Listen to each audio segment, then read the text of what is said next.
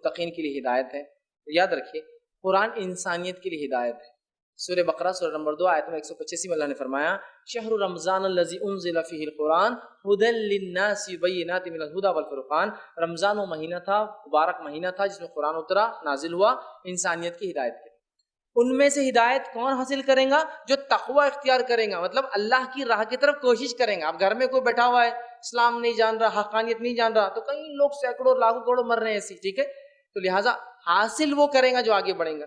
رہا معاملہ کہ علماء کی تفسیر، چونکہ ہم اتنے متقی نہیں ہیں تو علماء کی تفسیریں وغیرہ، تو میں تو یہی کہہ رہا ہوں نا آپ سے، میں نے تقریباً یہی کہا کہ قرآن کو سیدھے، چونکہ عربی زبان ہماری نہیں ہے، ہم اتنا علم نہیں رکھتے، ہم سیدھے سمجھنے کی بات ہی نہیں کر رہے. ہم تو کہہ رہے ہیں جس بھی عالم نے ترجمہ کیا ہے، آپ جس کو بہتر سمجھتے ہو آپ اس کا ترجمہ کھول کر پڑھیے، اس کو سمجھنے کی کوشش کیجیے، قرآن سے وہ تعلق جوڑیے جس کے لیے وہ آیا تھا.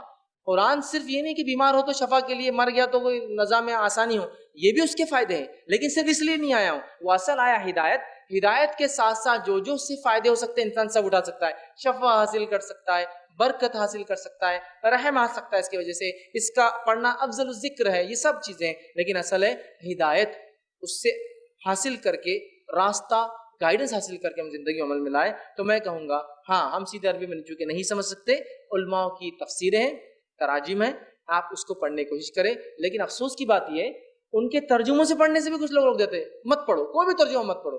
بھائی آپ جس کو بہتر سمجھ لیتے ہو، میں نے کوئی آپشن یا کوئی نام بھی نہیں دیا، آپ پڑھیے کیونکہ وہ ہدایت کی کتاب ہے. انشاءاللہ عزیز انسان جب پڑھیں گا، سمجھیں گا، آنکھیں کھلیں گی، حق کو پہچانیں گا اور انشاءاللہ خود حق کی طرف